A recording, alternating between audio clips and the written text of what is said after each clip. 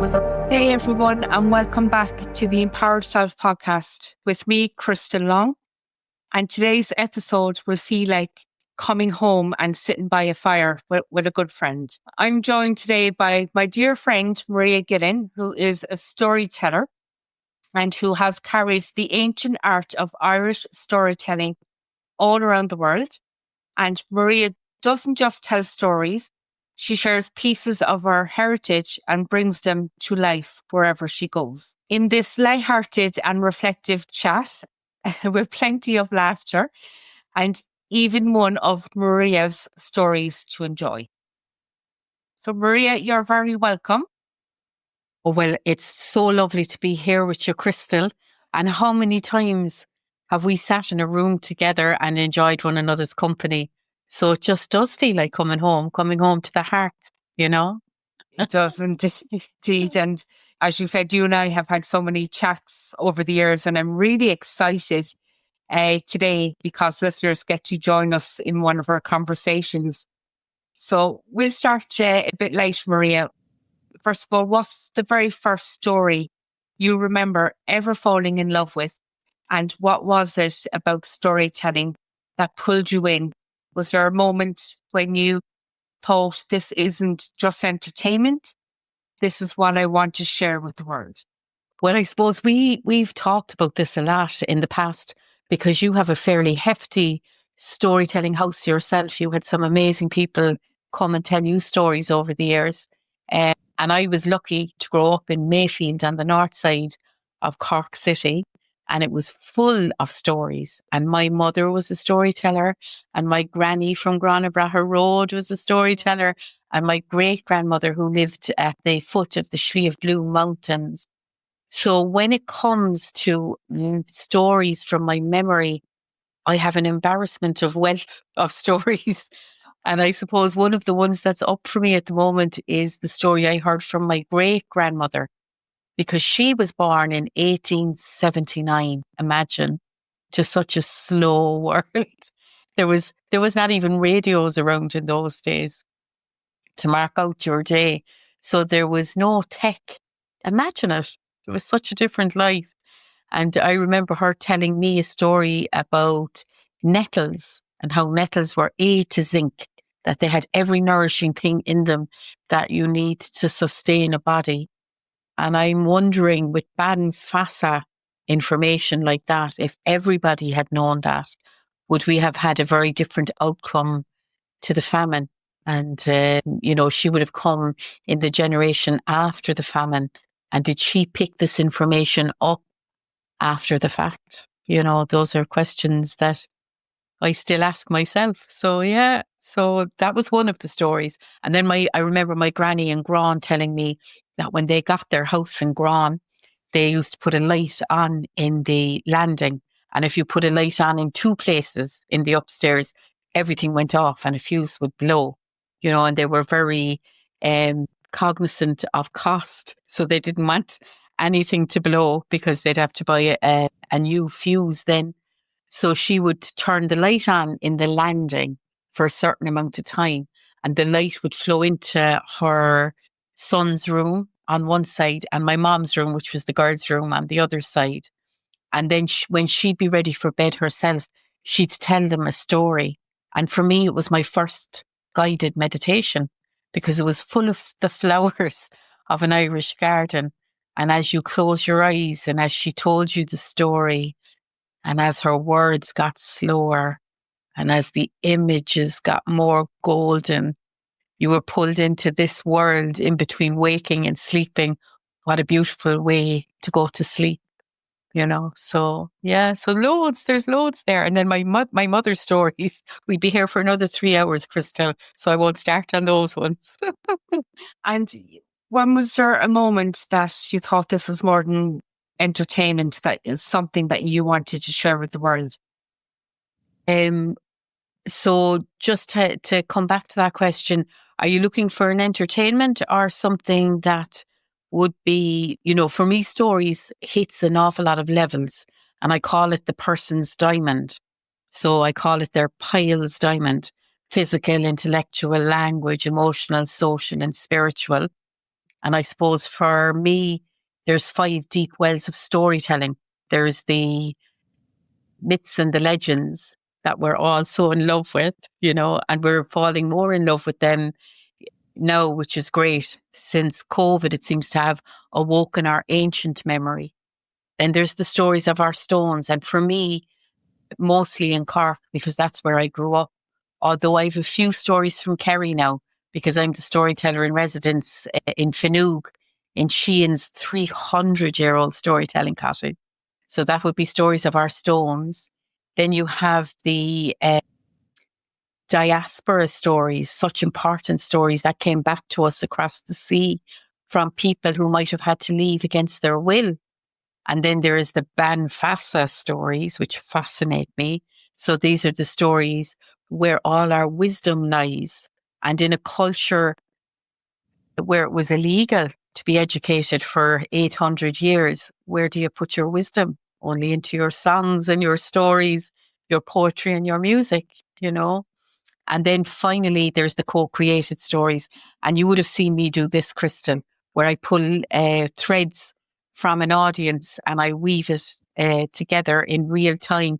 And this story coalesces between us. So I love all of those stories. So what kind of story would you like? I suppose, first of all, like, I was just kind of getting the angle of how you went around the world with the stories, how you Yeah. left your previous life in corporate to actually take the story on the road. Yes, exactly. Well, I suppose in 2007, I came to the end of my corporate road, and I had been in the corporate environment for 22 years. And for 4 of those years, I was at the top of my game. I was the European operations manager with a company called Amdocs, and we were having incredible success. We'd gone from 70% turnover of staff to 0%. And we had done this through using storytelling techniques. So I had begun looking at things like emotional intelligence, the power of now, the 7 habits of successful people, and many more. All you're nodding your head away there because they're books that are still very applicable. But as I was going through them, all I was hearing in my head was my mother's voice saying, "Common sense, girl, sure that's common sense." Or my great grandmother saying to me, "Step outside yourself and take a look in now. Take pause and have a look at that." And I was applying what they said from what I was reading in these books. And we spent 2 days a year, that's 4 hours per quarter, on the business instead of in the business. And in those 4 hours, we made it such a wonderful environment to work in that nobody left our team. We had 0% turnover of staff, and I held that for the 4 years that I was at the helm, and a lot of that was story wisdom. But by the end of it, Krystal, I was after falling in love with stories again. I was after waking up to the wisdom of them. I was after rediscovering that I had something outside of my intellect, that I had a physical body, that I had a heart, a beating heart, that I had a soul, that I had a stomach that told me things. So I relied on my gut, and I suppose I would have grown up in Mayfield and I would have relied on my gut a lot growing up. You learned those things. And I remember becoming fascinated in the idir. So in the Irish language, there is a word called idir, and it just covers so much. It means the in-between, or in English, we'd say the liminal space. And so I discovered that when people heard you, they heard 20% of the words that you were saying, but the other 80% was what they were intuiting about how you said something or the speed at which you said it. Because we like to get a lie out fast, but we might take our time over truthful things. We might think about them as we're talking. We might pause a little bit more. So I'd fallen down the rabbit hole and I'd gone back to college in those 4 years. I'd become a biodynamic psychotherapist and I wasn't finished yet. I wanted to know what was story's place in therapy. And I found drama therapy, and I did my MA in drama therapy with a very heavy leaning on the medicinal story, the healing story. And in fact, I became a silversmith so that I could make my little, my little amulet, which says Scéalta Lice, and it has the storyteller's stone, which is labradorite, which is supposed to have the property of being able to coalesce on the idir, on the in-between, when you're talking to an audience. So it was very exciting. It really woke me up, and I gave up all of the trappings, or they used to call them that, golden handcuffs. So I no longer had, my medical insurance. I no longer had pension. I no longer knew how much money was going to be coming in at the end of every month. And I had a very tough few years. When I first set up as a therapist, my books were completely full. That was in Dublin. But I had this yearning to come back to Cork. And that was a tough landing, because I was like a ghost in my own town. Who knew me after being away for so long? And the answer is nobody. It was very difficult to get work. And I remember retraining and spending some time in the sexual health centre, almost 3 years there, getting to know people again, getting to love Cork again, getting involved in things like playback theatre, which I loved and still love. So I'm still in contact with the people that I would have met every week, and they became my supports and my expression as I built up my, to finding the places to tell stories. Where do you tell stories now? You can't just go down to Patrick Street and say, do you want to hear a story? Well, you can, but then people will say to you, yeah, and I have one for you too, you know. Um, so I found fantastic clubs. I found the Gab and Mary Walsh, and that's still going strong. I found the Cork Yarn Spinners, and, that's a great route into Cork storytelling for me. I found that I got a good bit of work in companies like Johnson Control, even UCC, consulting on the mechanisms of stories. But I got my first real taste of being a full-time storyteller when COVID came. And I was asked by Kerry Writers Museum to start a storytelling circle, and it mushroomed. People were starving for stories. And the great thing about bringing it online was I had people from Kerry, from Cork, from Limerick coming into these storytelling circles. And we actually won an award during those crazy, weird times. Our award was the Bealtaine Hero Award for collecting memories and connecting people through the story road, through mining the memories and making new stories. And the great gift of that was there was a lot of transition year students that didn't have an awful lot of opportunity during those strange times. So what they did was they prepared bits of technology. Maybe somebody had a phone, or maybe somebody had a computer, but they only wanted to press one button. So the lads would put a link on the phone or a link on the computer, and then the elders only had to press one button, and they knew that 2:00 on a Tuesday, the room would open, much like the room has opened here today, and that our story circle would begin. So that was the start of things. And since then, I've been to Nova Scotia this year. I'm just back. I've been to France, to Croatia. I teach story making in Germany every year, going back for my 6th year this year. And of course, I'm in very close contact with Marrakesh, and we set the Guinness World Record for the longest ever storytelling session in Elfana Square this February. So so it's really taken off, Krystal. Wow, what a journey, Maria. And, with those stories going to places like Marrakesh and Nova Scotia, do those tales land differently when they're abroad, or do people get the Irish nuances to those stories? Well, people love the Irish nuance. We're almost expected to be great storytellers, and I think it is very much part of our culture still. We're very lucky with that. And even when I was European Ops Manager, it was always the Irish office was expected to start the sing-song, and that was a currency in itself. But what I'm finding is that I love meeting with other nations and their love of story.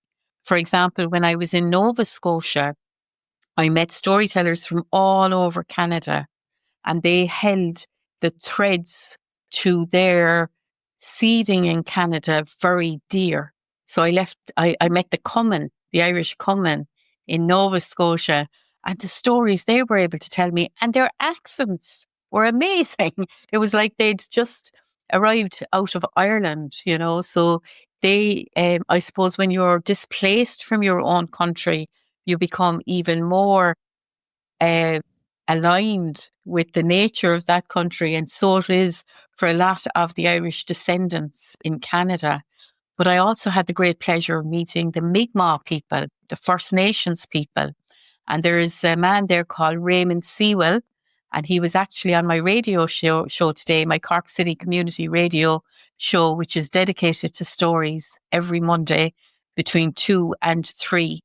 And I had the great honour, the great privilege of telling the story of the Choctaw gift to Ireland when I was there on First Nations Day. And they were very moved by this because there isn't an awful lot of good news stories about what would have happened in the past 200, 300, 400 years in terms of how the borders of the world has shifted and how different traditions were pushed down and other traditions were overstated, and all of that is held in our stories.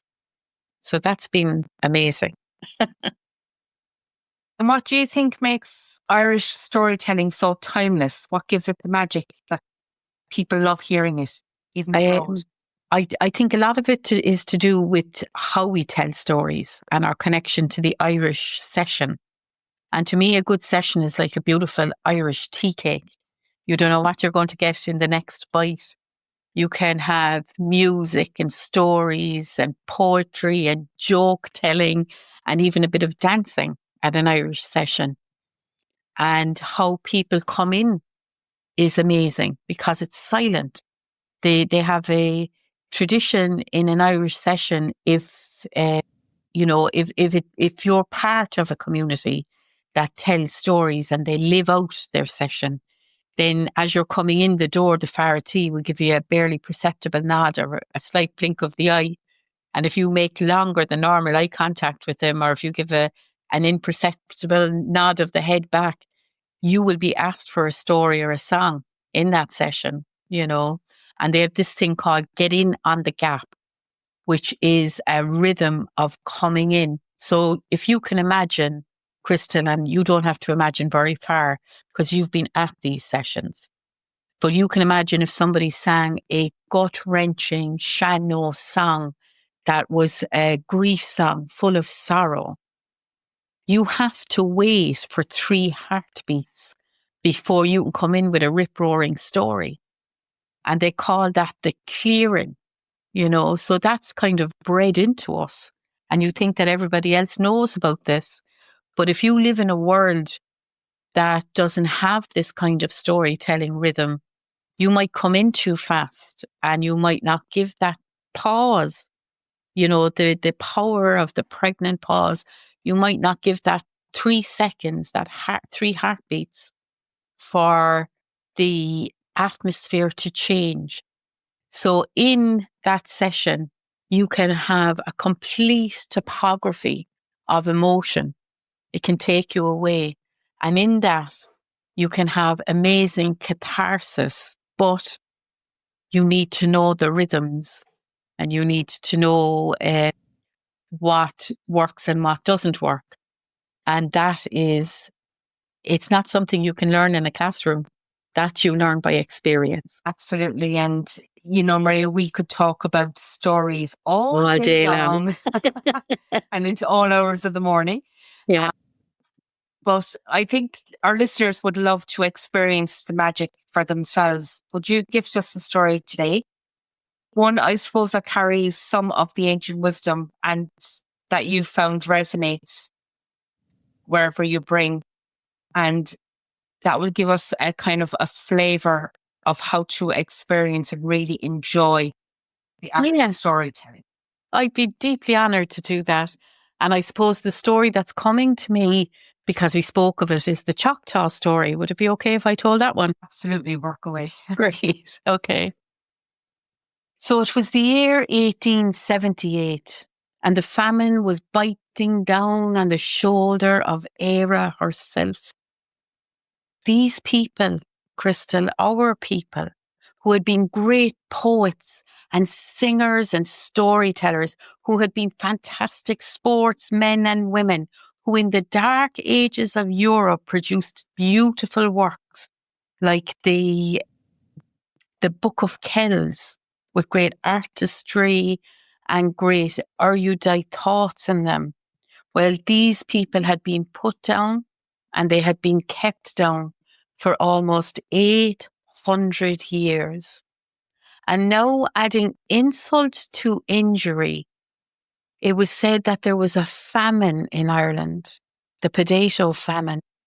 But if you look out our windows, Krystal, if you travel in a car through Ireland, you will know that we are known as the green country for a reason. There was plenty of food growing here, but it went under armed guard out of the ports of Ireland, including our own port in Cove. And so the people had to make tough decisions. They had to make hard decisions.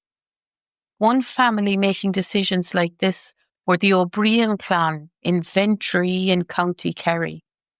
Mr. O'Brien, he gathered his big family around the scrubbed, empty table. Empty because there was no food to put on that table. And he announced that he had saved his pennies and that the young and healthy branch of the family would leave this place, would go across the sea to the new world in the hopes of getting work there, of sending money home to bring out the next branch of the family. Mrs. O'Brien, who never had a harsh word to say to her husband in 40 years of marriage, now put her knuckles on the table where they turned white with temper as she pulled herself to her full height.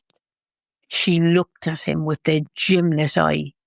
"Are you telling me," she said, "are you telling me that you're sending my children away from here? What then will we have to live for?" "They're my children too," he said, "and I am sending them so that they will have a chance at life." She would not talk to him. She would not lie with him.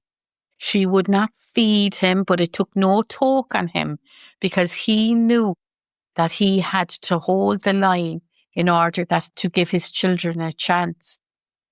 The neighbours came in then for the Irish wake, for the session that we were talking about. They called it the American wake in those days because they knew that they would probably never see the face of these children again. And so they told the old stories. They sang the old songs. They told of our traditions and our myths. They put blessings on the heads of the children, and those that could afford it gave money so that they would make a good start in the new world. They rolled this up and they sewed it into a pocket on the inside of their vest so that it wouldn't be lost in the journey. On the day they set out, the sky was grey and it began to rain as if the sky herself was crying on these children of Era. As they walked along the old butter roads with that ironic name, they had to sleep under hedges or in wide open fields. And sometimes if a farmer was soft-hearted, he let them burrow into the middle of a hayrick so that they might have one dry night before reaching Cork City. And when they arrived, Even though they were weary, they celebrated until they realised they had 25 miles more to go to get to Cove of Cork, and our deepest harbour, the deepest in the then known world. It's well we can imagine what the mothers said to their children as they threw their shawls around the thin shoulders of their offspring. Never forget where you came from. Tell our stories, sing our songs, and for God's sake, will you say your prayers that you might reach the other place safely? Mr. O'Brien couldn't bear to watch it. Something in his stomach tightened. Something around his heart broke. He turned then and he walked up the bluffs of Cove, looking on the sea now from a great distance. And there in Antiangan, in the ancient magical language of Irish, he began to call out to the elements. Anamara, soul of the sea, Spread on spare, spirit of the sky, Goth Naguiha, voice of the wind, Ling, help us to Ocrasan down, Oring, the hunger of the world is upon us, Ocrasim Volk. Ocrasim Creed, Ocrasim Crown, Ocrasim Anam. There is a terrible hunger in my stomach, in my heart, in my mind, in my soul. Crush him. Listen to me. Cowriogling, help us. It was as if the elements listened to him. For the sky began to darken and the clouds began to thicken. The sea began to rise and the waves began to boil. The wind began to rise. Not to drown out his words, you understand, but to collect them, to fashion them into a tune that would follow the beating hearts of his children across the sea. And so they made their way up the gangplank onto the coffin ships, feet on either side of their young faces as they lay in the hammocks, cheek by jowl. And there they faced one another. They faced oncomers. They faced pestilence and bad weather. And through it all, deep in the belly of the wind, they heard that ancient tune from the old country. La, la, la, la, la. And it was just enough. It was just enough to keep them going. Just enough to give them that heart lift. Just enough to pull their spirits up until they reached New York Harbor and the Statue of Liberty with her great symbol of hope up over the harbor. The children of Era disgorged from the ship.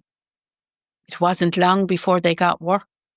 It wasn't long before they got good food and their cheeks began to fill out and their Irish eyes, they smiled once more. And they brought our songs and our stories and our traditions to a new shore. And the breeze took her leave of the children of Era. She found her way on the top of an aspen tree, and there she sang the ancient song one last time. Ta Chrysaring, Chrysandawin, Kaurian. Cowrie Ling, and deep at the base of the aspen tree, Grandfather Choctaw was poking at the red embers of the fire. And as he poked, he listened to this strange tune in the new wind that was coming across the sea from the old countries. And he thought to himself, that is a strange tune. That is a sorrowful tune. I wonder, what can it mean? And in a culture like ours, that knows what it is to listen to dreams. He took all of those experiences into the longhouse.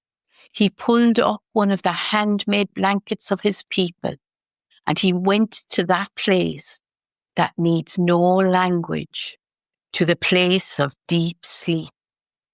And through the mist of sleep stepped forward two braves, and between them an emaciated figure whose cheeks had fallen in and were hollow, whose eyes rolled back in their head, whose teeth rattled in their mouth.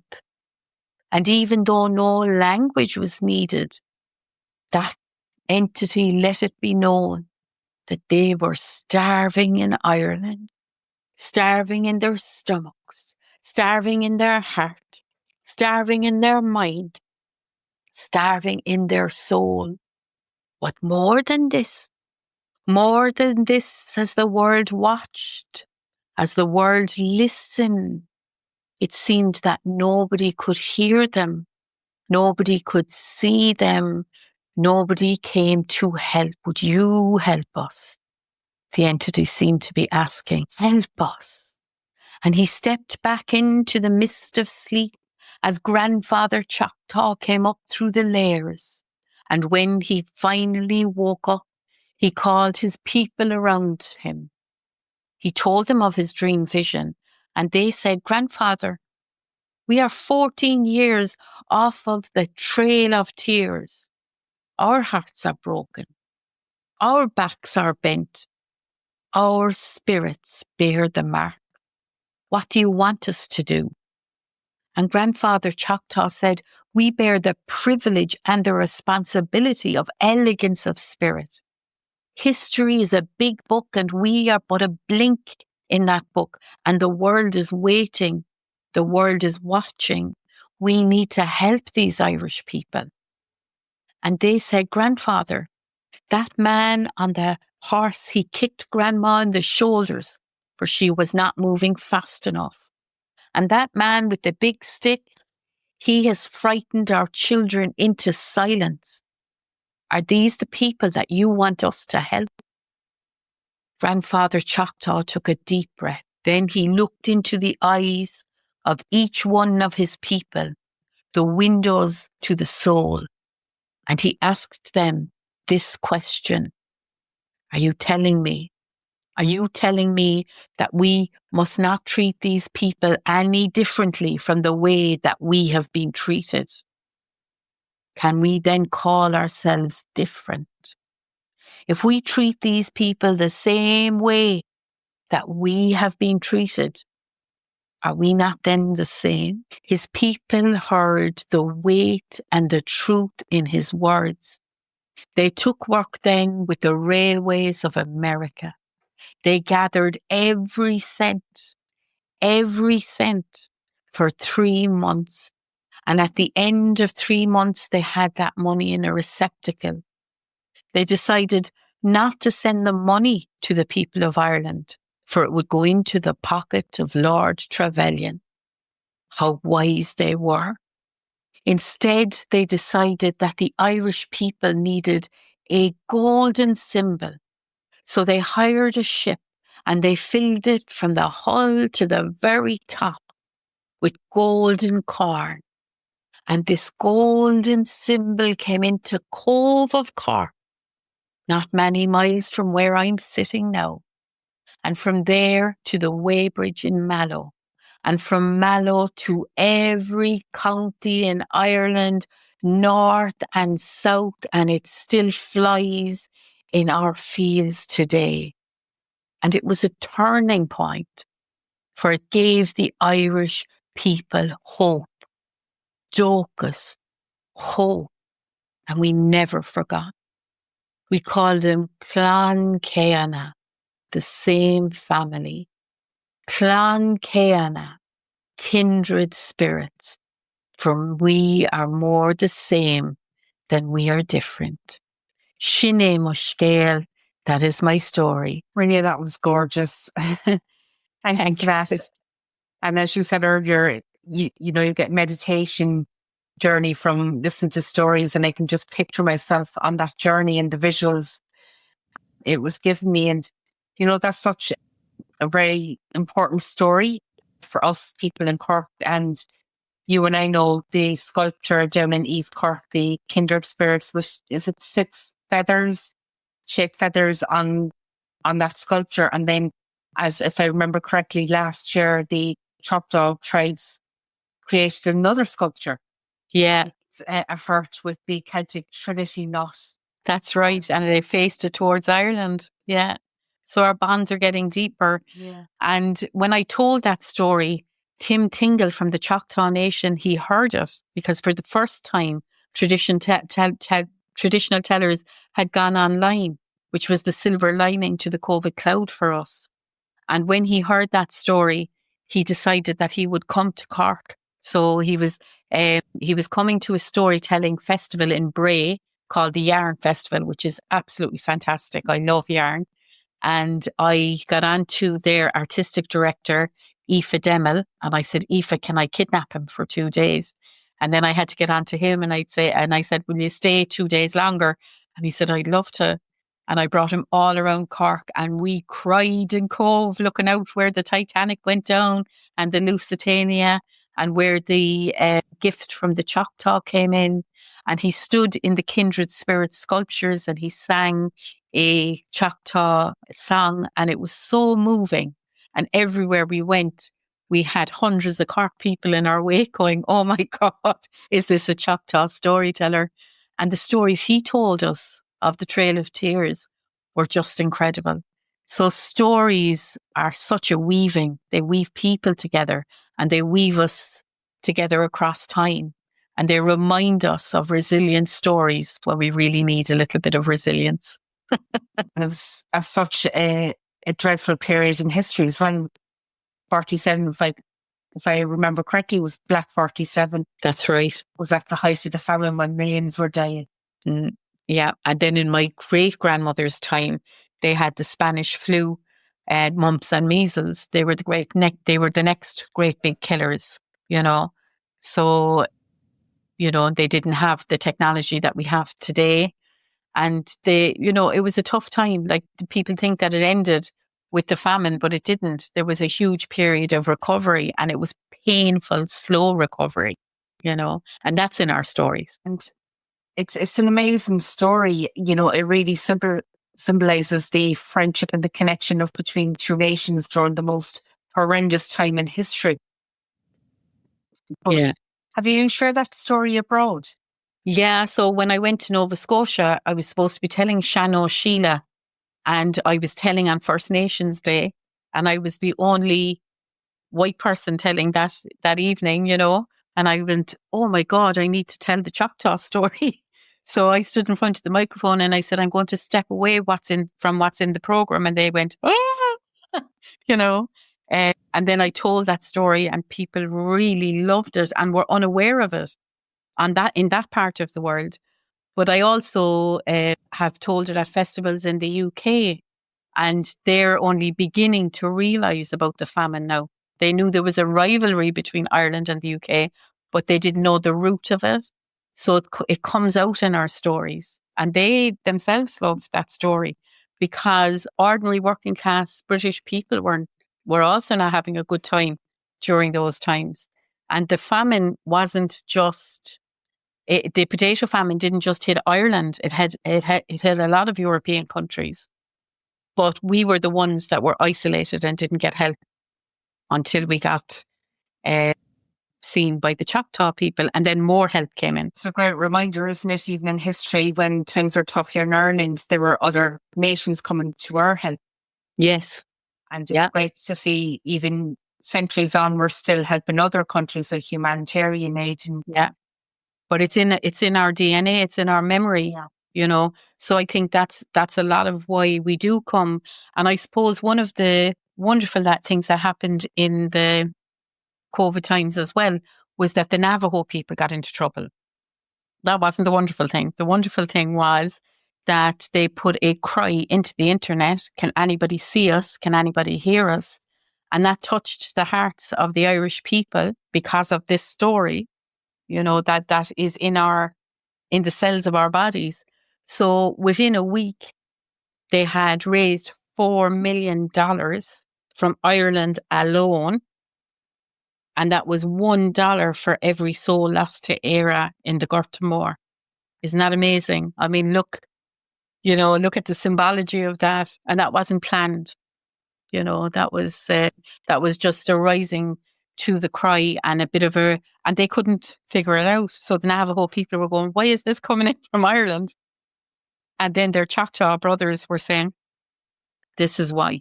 So then the story went out through the Navajo nation, which was wonderful because it's a story we should be spreading. It's a story we should be telling. Yeah. And I find like with storytelling, it really does deepen the connection between people. Yeah, it does. That's why it's called weaving, Krystal.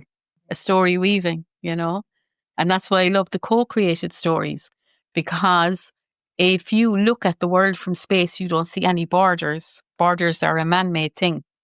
So now that I've been in the square in El Fana, which is a real surging of humanity from everywhere, there was 100 storytellers from all over the world this year at the festival, from every country and every corner. And as you're making the stories together, as you're pulling a thread from this one and this one, you make this fantastic story. But then who does it belong to? It's not an Irish story. It's not a French story. It's not a Canadian story. It's a story that's come up between us, So story weaving has never been more important in terms of communication and in terms of getting out of your head and into your heart and into your common sense and into your gut, So, yeah. I remember storytelling used to start at a very young age, when you were going to bed in the evening time. Yeah. The books were brought out and you'll have your granny or your parents reading you a story to put to sleep. Sometimes I think that art is kind of lost. It is and it isn't. Like I love going down to Fanoog because they've never lost it, and the kids come in the arms of their parents. And I have tried to get that going in Cork again, but what we don't have is a story home.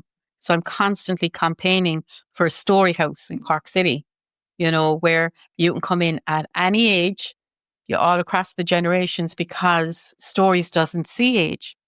Do you remember sitting under the table listening to the stories you weren't supposed to listen to, Krystal, under your granny's table in Gran? They were the best stories. Yeah. And it'd be given out to for Air Weekend. That's it. When they caught you, you have to be very good at not getting caught out. But you'd give yourself away then because you'd have information you shouldn't have. No. Or I used to love Bonfire Night in Mayfield because the mams would all save the 5-penny pieces, and then they'd buy minerals. Remember minerals, Krystal? Coke and Tanora and 7-Up. And then they'd put exactly. And then they'd put the thing that the minerals were carted around in, the crate, they'd put that upside down and they'd have a seat and they'd sit down, they'd cross their arms and you'd gather in, and the fire would have been, like, it could be around midnight and the fire is after kind of going down to a red glow. And then the ghost stories came out, Krystal. And you'd be terrified, you'd be lamping onto your map on the way home, you'd be kind of dug out of it. Yeah, exactly, But it was a great way of keeping the kids together, I remember when Ireland's grid came under pressure when I was a child, and they'd just turn all the electricity at 6:00 in the evening. So they'd allow the mums to cook the dinners and stuff like that. And then the whole country would go dark. You won't remember this now, Krystal, you're not old enough. But when we come home, then my mother would get a candle and she'd stick it into a jam jar of dirt. And she'd look at us and she'd say, if you stay inside the light of the candle, you'll be fine. But if you go into the shadows, I can't be responsible. And she didn't have to say anything else. Like, she didn't have to, because we'd scare ourselves. Even if you wanted to go to the bathroom, there'd be 3 of you going together with the one candle, So it was a great way of keeping us safe without, kind of giving us the pointy finger and saying, you need to do this or you need to do that. There's just no way we'd have gone off into the shadows. On that note, I suppose, let's imagine for a moment, Maria, if you and I were both characters in an Irish folk tale, what would you be? I'm really hoping I'm not the poor one that gets turned into a swan for 900 years. I know. I tell you, well, I think at the moment I'd be the crone. I'm kind of really loving the crone. You know, uh, the one that carved out Ireland. I'm struggling for her name now, which I shouldn't be, but because she lives for thousands of years, you know, and she can shapeshift. So she's a fierce, powerful one altogether, you know. Bera, it's Bera, the Haga Bera, you know. And she's really in the hearts and the minds of the Cork people. So I love Bera. And Bera is hugely important in Scotland as well. So it's a great connection when you're telling stories over. But I'm always saying, but the Haga Bera in her stone form is down across from Bear Island, you know, Cape Clare, Bear Island. And they're like, oh my God, you know, but she made Scotland. I said, she made Cork too. I said, we just share her. So we share that one with the Celtic cousins. So I think that's who I would like to be. What about you, Krista? Who would you like to be? I suppose for me, like I grew up with the stories of Tiernan, you know, Yeah. and for me it would be Niamh. I like Niamh, yeah. Niamh, is it Kinor or something? Yeah, Niamh and Cian Orr, which means the Golden. blondie hair, yeah, you know. I tell that story. I've told it on Cork City Community Radio, but she was also one of the SIDHE. So those people, they live a different time scale to us. So she's still alive out there. She's still on Tiernan Og, looking through the mists, the Kyo-Driachta, the magical mist, looking for her love, like, you know. So yeah. Wasn't her love Oisin? Oisin, yeah. Yeah. He was half. His mum was Fia. So his mum was the deer, and she lived on Tiernan Og. And when she'd be running her fingers across the inch of water that she'd taken from his home place so that she could see her son, then Niamh's little head would come over her shoulder going, who's he? And she fell in love with him by degrees. So she thought he was a cheeky and funny fellow when they were both young. Then she thought he was really good at sports.